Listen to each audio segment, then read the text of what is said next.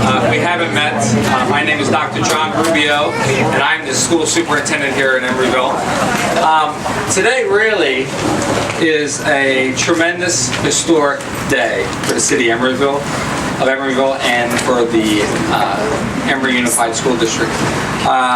This project has, as many of you know, has been in the making for about 12 years now, and it's finally coming to fruition. And we have had so many partners and so much support and so much help to make this happen. It's been a long road, and I'm happy to be here as a school superintendent to see this work complete with the city and our great partnership that we have. We have representatives at the federal level, from the state level, from the county level, who are here today. I want to particularly thank Congresswoman Barbara Lee for being here. Good morning. I want to thank you for being here. I also want to thank State Senator Alani Hancock for being here this morning. I know that, oh, there you are, thank you. Assemblywoman Nancy Skinner, thank you very much for being here this morning.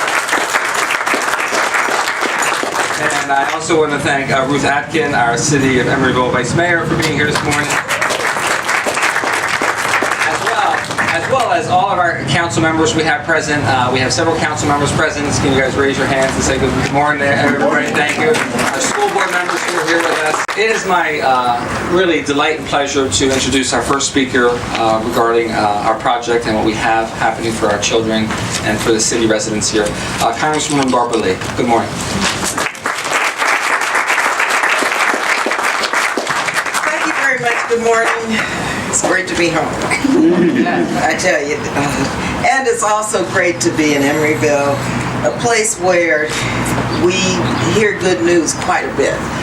A place that I think serves as a model for the entire country and how collaboratives can work together, public-private partnerships, and how truly it does take a village to raise a child and a family. And so this Community Life Center, Center for Community Life, is an effort that is long overdue, John. And thank you for your leadership, Senator Hancock, Vice Mayor Atkin, Assemblymember Skinner, and all of you here who have helped to make this possible.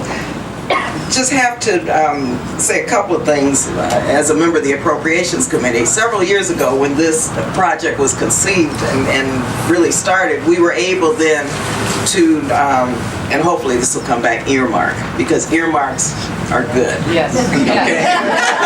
Earmarks are good. Federally, using your tax dollars to direct back into my district for projects such as the Center for Community Life is what, as an appropriator, and what members of Congress should do with your tax dollars.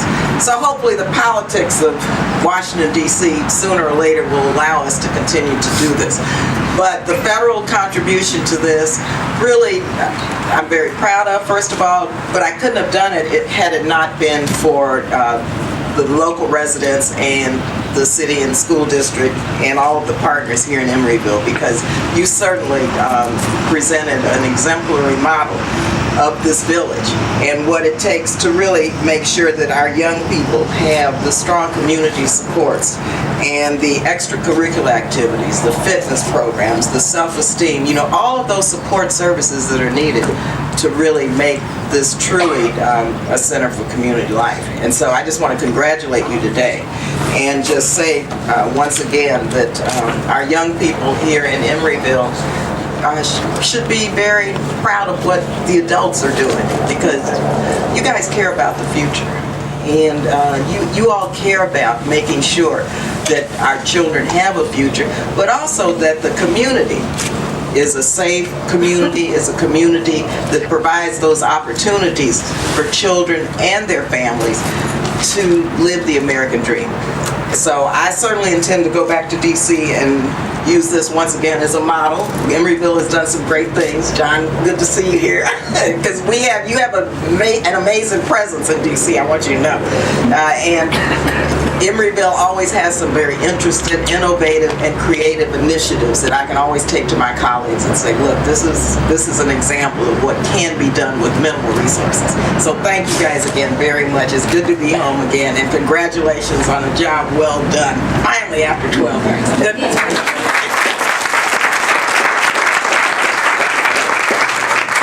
Thank you. It's my pleasure to introduce State Senator Lonnie Hancock, please.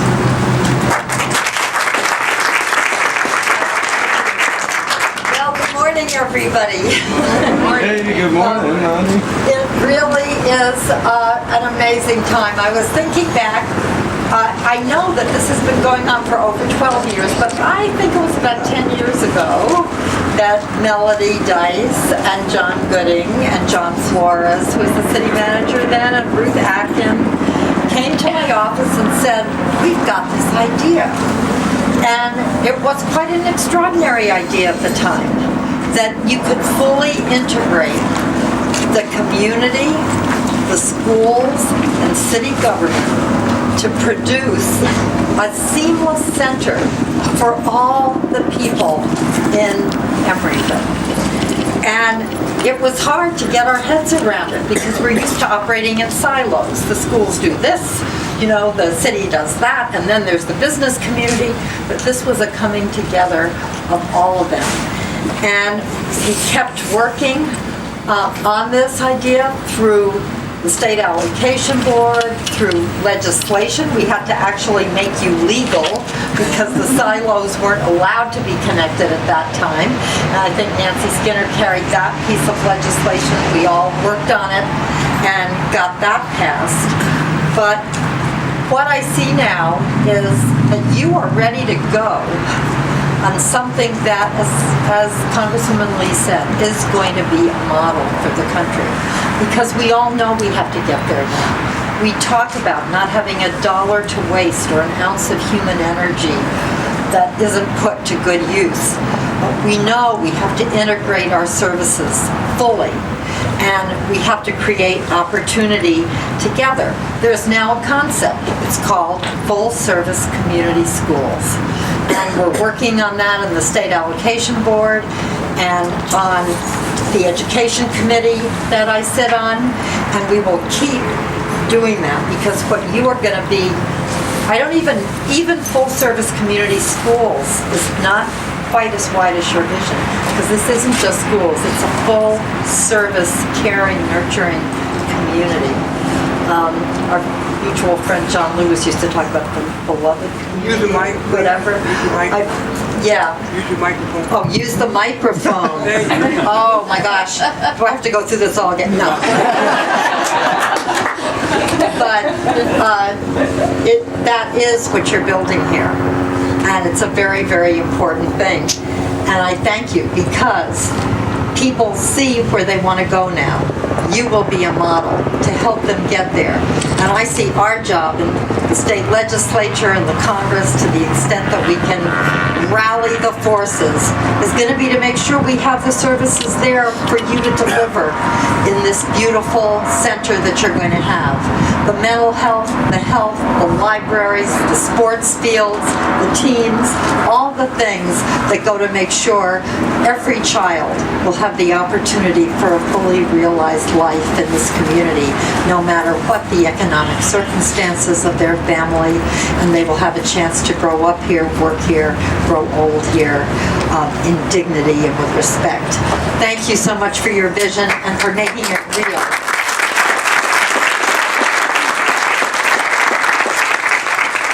It's my pleasure now to introduce Assemblywoman Nancy Skinner.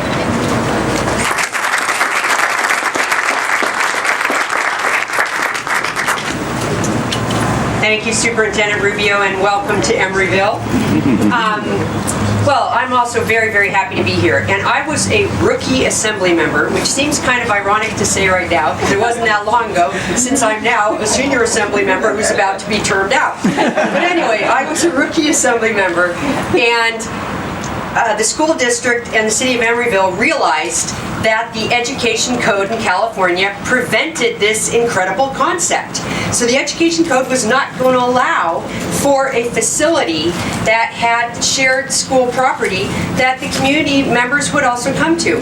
Now we all know, as Senator Hancock's mentioned, as our Congresswoman Lee has mentioned, that for families with kids in school, the school is the center of their life, right? It is the very focal point of their life. So it makes complete sense that we would combine lots of services and that we would extend the programs for our school kids, because most school kids, they don't get to go home right after school anymore, right? They need full day care, and we want that full day care to be as vibrant as possible, and we want their families to feel part of it. But anyway, at that point, the education code said no go. So we thought, all right, I would carry a bill that would fix this, and we thought that, well, let's just be modest and let's make it for Emeryville only.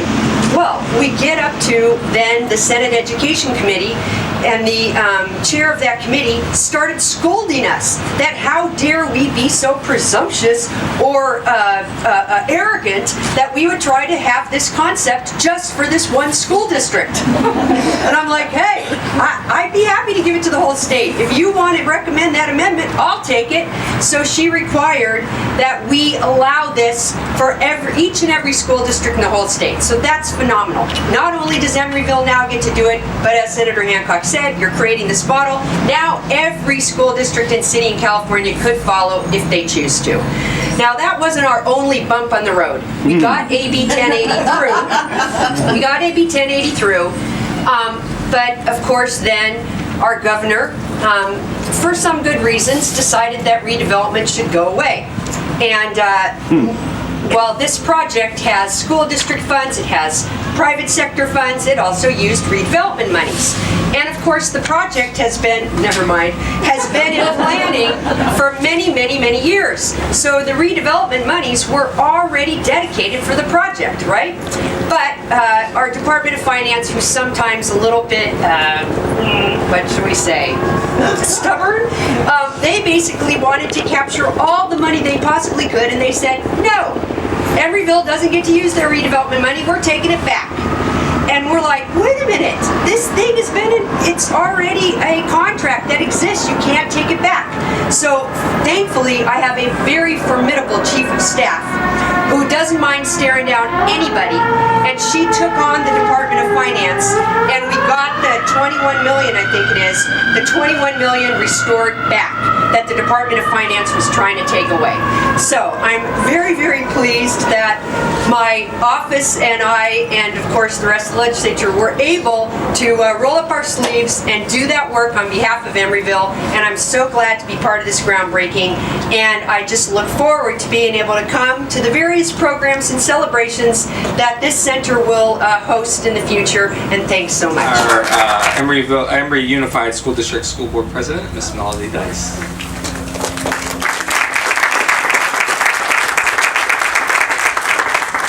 Well, good morning. I must start with 25 years ago when I was a student here on this very site. So 25 years ago, the Loma Prieta earthquake occurred. A few days later, my grandfather passed away. But to get back to reality and normal living, students went back to school, right?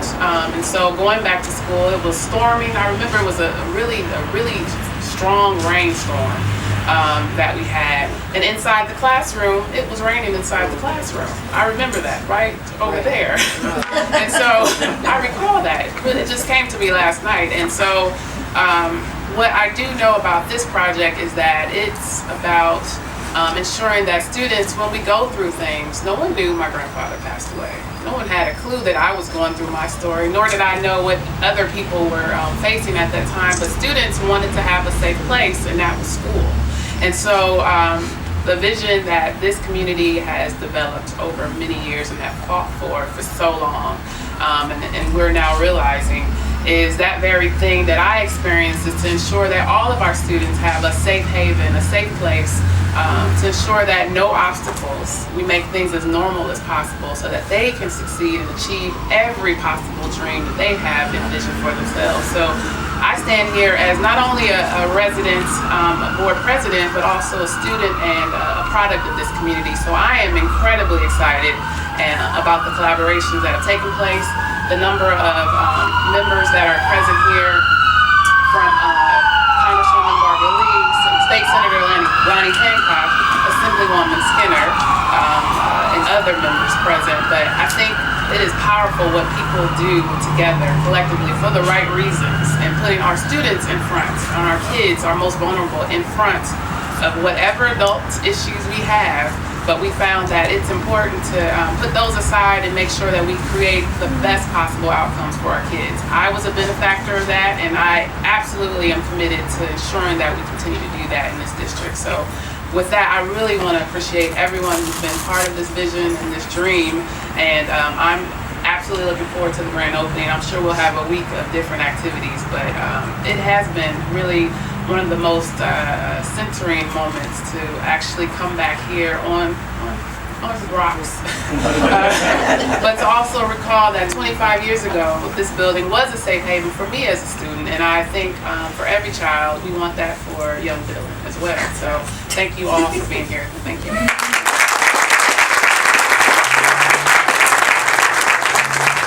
And our final speaker, our Vice Mayor of Emeryville, Ruth Atkin.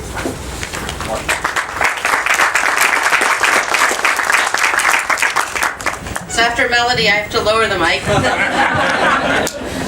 So this campus is an embodiment of the power of relationships.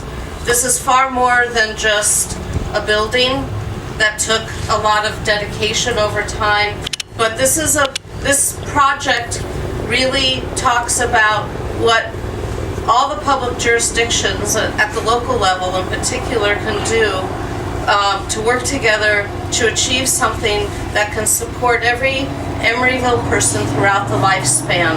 And this was one of my personal visions for this project. And it does take a village to support everybody, no matter where they are throughout the lifespan. And there's going to be programs that are enabled because this project is built. So I just want to say that this is a tangible testament of that intangible when the sum is greater than the parts, however that saying goes, because what will be enabled through this project far exceeds what actually is represented by the buildings. So I am so honored to serve the city of Emeryville because I've never heard of another community that has the depth of connection and cooperation between its public jurisdictions as the city of Emeryville has with the school district. And this was made possible through a lot of dedication, perseverance, sometimes true grit. I want to thank our state legislators for fighting to make this happen. Assemblymember Skinner already talked about the two pieces that had to be fought at the state level, the legislation that enabled this, and then trying to keep our money local. So thank you for that successful fight.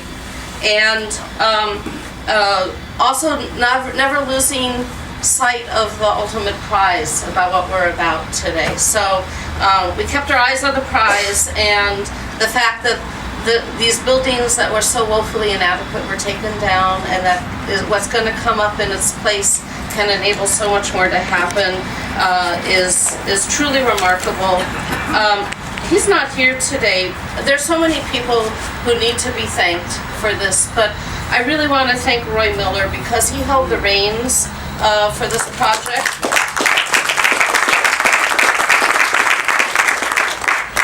Roy, for those of you who don't know, Roy, thank you, Dylan.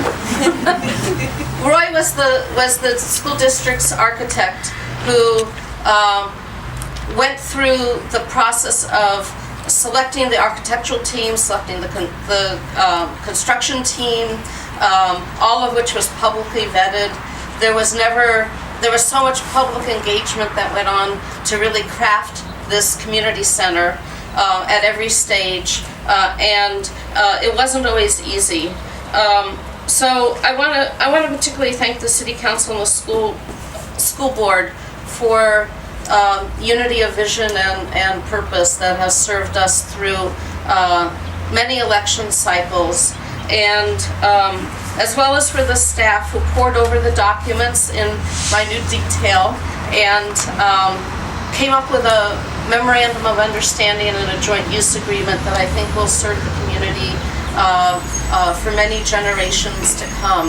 And it's particularly pleasing to me. I think it was the Iroquois Nation who said that you needed to make decisions based on what the impact would be 7 generations out. And I'm not sure if we're going to reach 7 generations with this project, but we're going to come darn close. And so it's really wonderful to not just think in the short term, but to think for the generations that will be served by this community and this facility.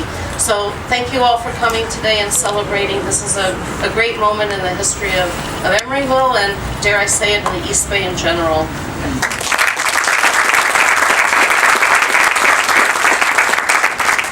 And one alteration to one of our speakers, County Superintendent Sheila Jordan was hung up, but we are very happy to have Alameda County Assistant Superintendent Karen Monroe.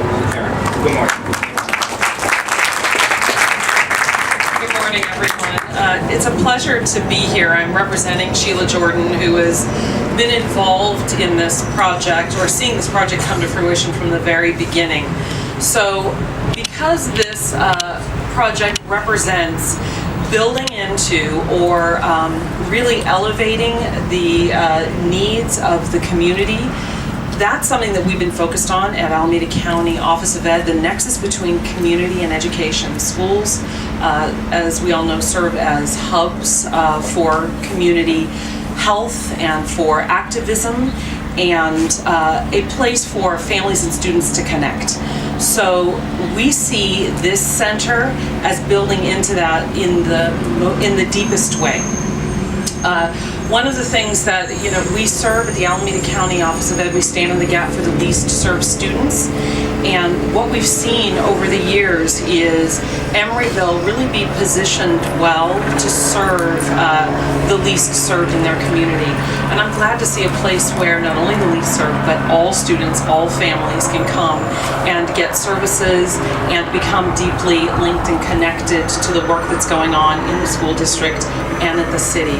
So it's my pleasure to represent Sheila, who's very sorry that she couldn't be here. Her mother is ill, but this is something that's been close to her heart, and as a result, close to the work that we do. It's been on our minds and on our hands at Alameda County Office of Ed, and we're really looking forward to partnering with this center and this project going forward to ensure that it's a success and to support in any way we possibly can.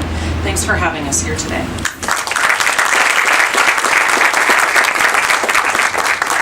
So at this time in the program, I would like to ask Congresswoman Barbara Lee, Senator Hancock, and Assemblywoman Skinner, President Dice, and Vice Mayor Ruth Atkin to please take a shovel and help us break some ground.